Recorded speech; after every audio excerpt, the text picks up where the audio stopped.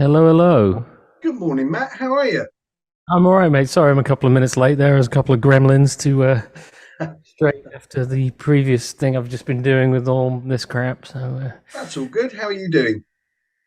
all right, hanging in there.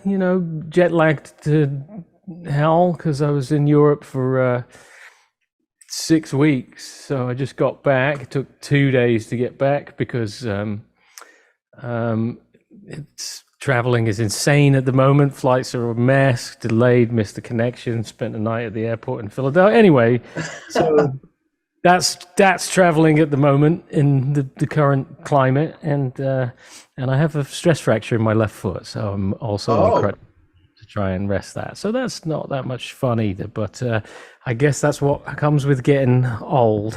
So. I hear you, my friend. I hear you. I feel those aches and pains every morning. Yeah, it's kind of fairly new for me. I'll be 45 on this coming Sunday, so Oh, things are many happy starting to break. returns. Many happy Thank, returns for the day. thank you.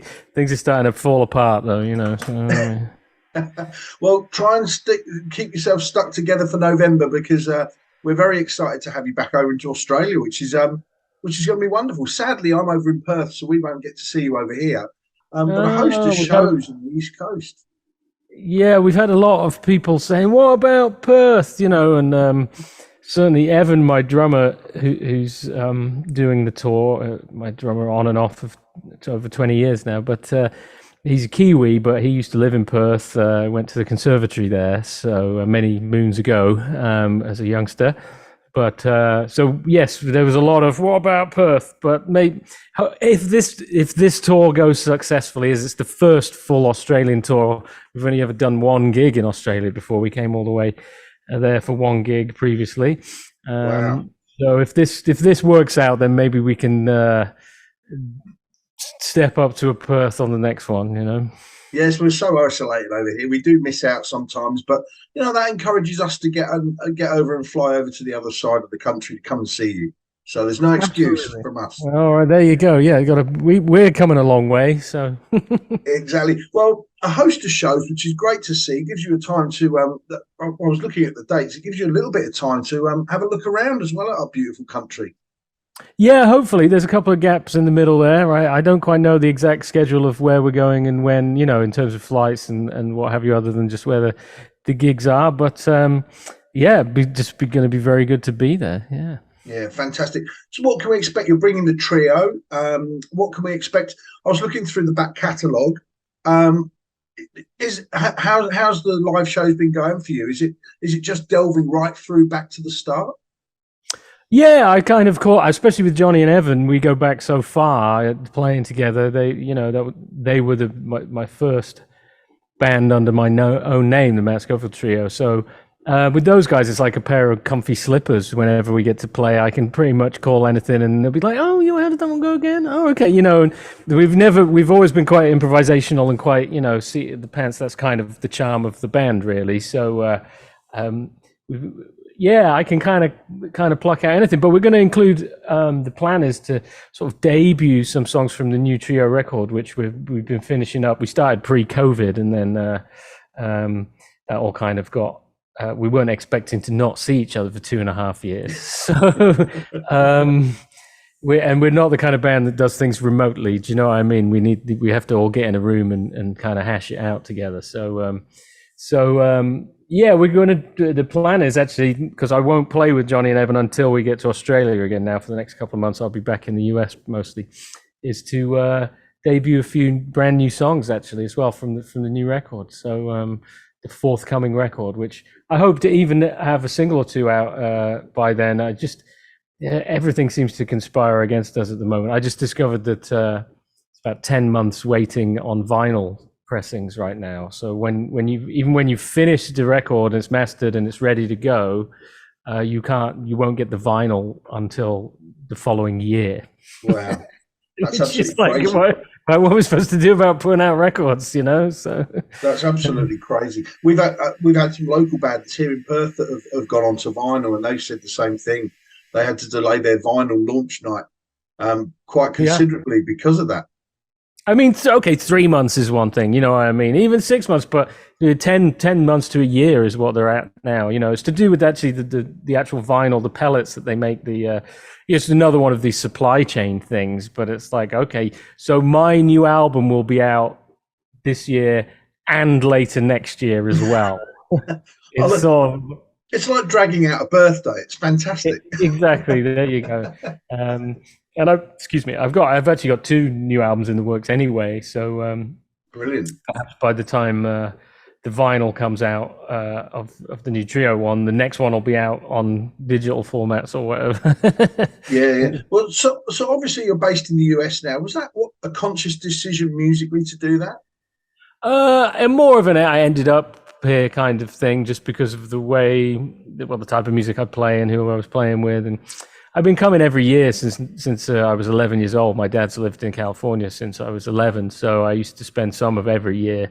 Anyway, so I've always been quite transatlantic, you know what I mean? And then, but I started touring with my own band in 2010 in the US. It took a while you have to get the credits on your reputation in order for them to give you a visa. You know, my official status here being an alien of extraordinary ability is the official visa status, believe it or not. But you have to prove to them that you're worthy of being allowed to perform here. So it took a few years, a few records, a few awards before I was able to get the visa. And then we started touring in 2010, and I was just here more and more, and doing well. You know, I certainly couldn't stay in the UK and be able to play like I can in the US, you know.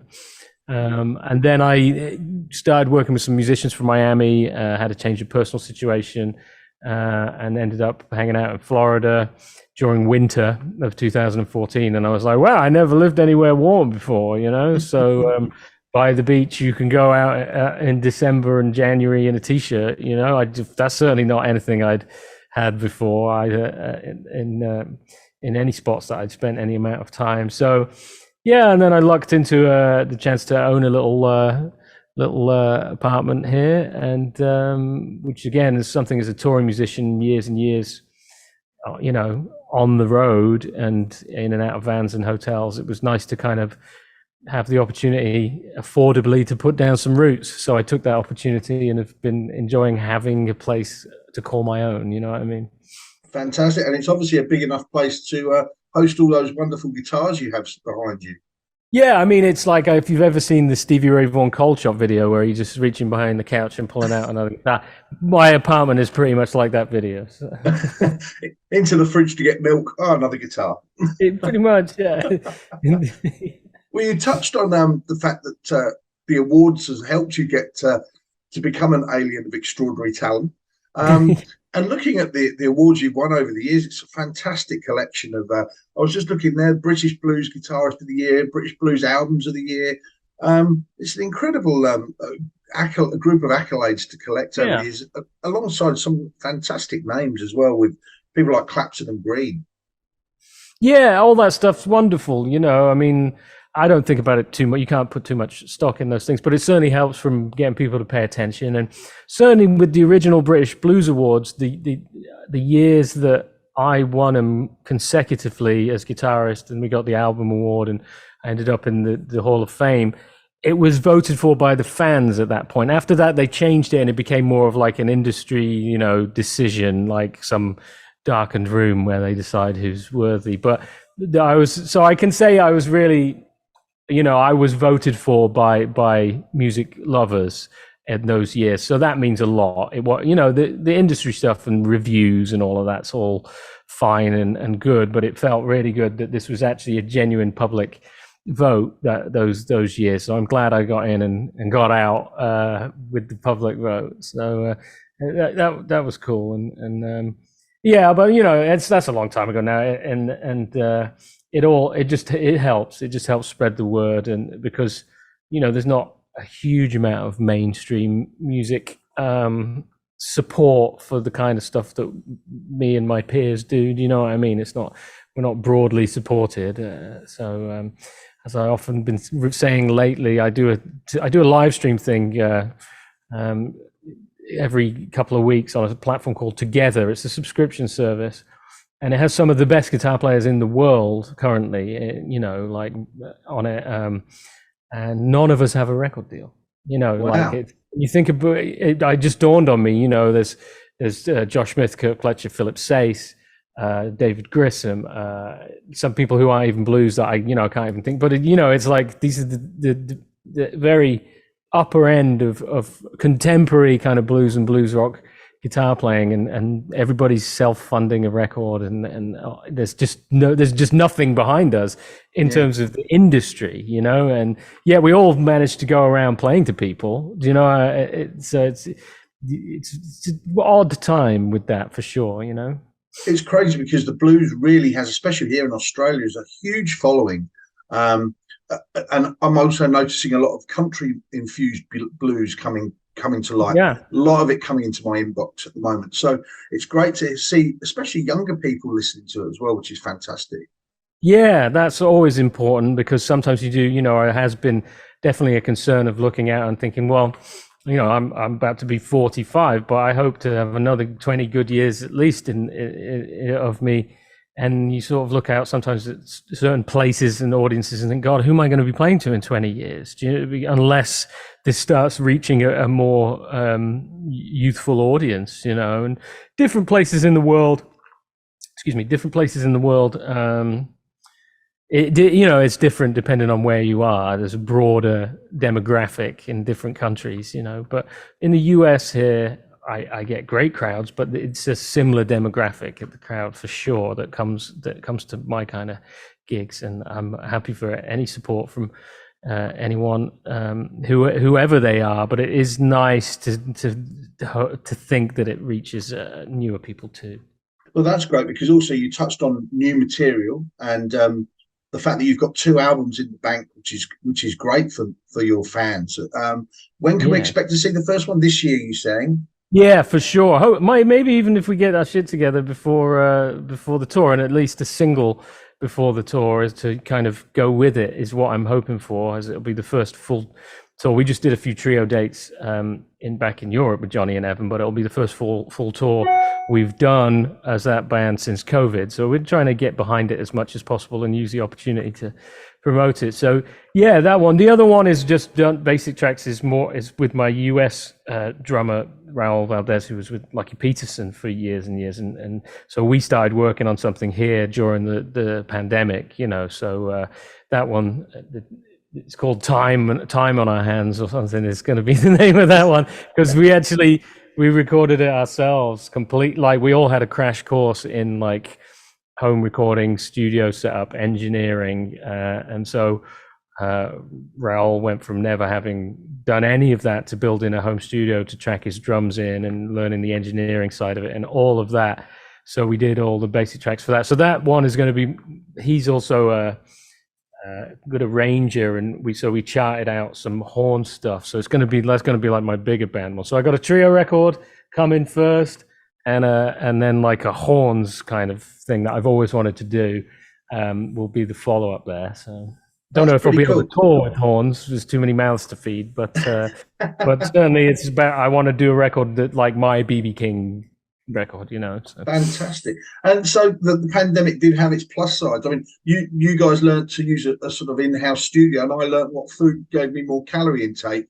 So I learned that too. I learned that too. Yeah. Well, I was looking at the date. So you'll start on the 17th of November right through to the 26th of November. We'll make sure all the dates are up, as well as all the ticket links. Do you know roughly how long your set's going to be? Usually usually it's the best part of a couple of hours by the time we've shut up, So Fantastic. But we like to play, and we like to stretch out, and this band's always been, very improvisational in terms of we know how to start the song, we know mostly how to end it, but what happens in the middle kind of changes from night to night, as does the set. Like I say, I call different tunes, and so it's all very we go with the flow, with the feel, and feed off each other and the audience. That's the kind of magic of this particular lineup. It's one of my favorite ways to play. Well, there's no excuse for people to have more than one night's worth of tickets then, because they're going to see something different most evenings. Absolutely, it's always different. Even the same songs are different, you know. So we never. That's It's all. I brilliant. can't even play the same way twice. It's I have to just play what comes out then and there. So Well, I yeah. am due an East Coast visit at some point this year, so I'm looking at those dates and thinking which one shall I fly into? Maybe this is Kilda date on the 25th of November at the music club there. Fantastic. All right. Well, we hope to see you one way or another, Sean. That would be great. I'd just love to finish with some general questions, if I may, which Sure. kind of gets the sort of inspirations and things in your career. Yeah. I like to ask my restaurant question. If you could invite three musicians, dead or alive, to join you for dinner for the evening, who would you have come and sit with you at the table? Oh, three. That's really, really hard. I mean, BB King is my first and original hero. You know, I did get to spend a bit of time with him, but I didn't have dinner with him. Yeah, So that'd be cool. Oscar Peterson is my other big like hero who I didn't, you know, the jazz pianist that I didn't get to be around. He springs to mind. Um, I don't know, Jimi Hendrix, of course. You know, that would be amazing. But now we're starting. I mean, I never got to see Stevie Ray live, and he's a huge influence as a kid. So maybe I'd want to invite him to. I mean, now we're just it could just yeah. it'd be a big dinner, and they'd all be dead because I think I've had at least a beer with most of my heroes who are alive. So Fantastic. it'd be the guys that aren't with us anymore. That's wonderful. What was the last album you listened to? The last album I listened to, I think, was that's a good question because I listen to stuff all the time, but I have been busy the last couple of days. We were listening to both the last couple of Doyle Bramall II records the other night, actually. And I do love Doyle, and I really enjoyed those. In fact, somebody asked on another interview the other day who I listen to that's contemporary. Do you know what I mean? And generally, I don't that much. I listen to a lot of the same stuff I've always listened to. But I do like the last couple of albums that Doyle put out. I really enjoyed those, the Rich Man and Shades. So we were kind of flicking back and forth through those. So I think that was the last actual listening I did rather than just kind of casually, you know. And I that's the like to trouble. listen to music as well. So. We kind of get stuck into the world of playlists sometimes, Mhm.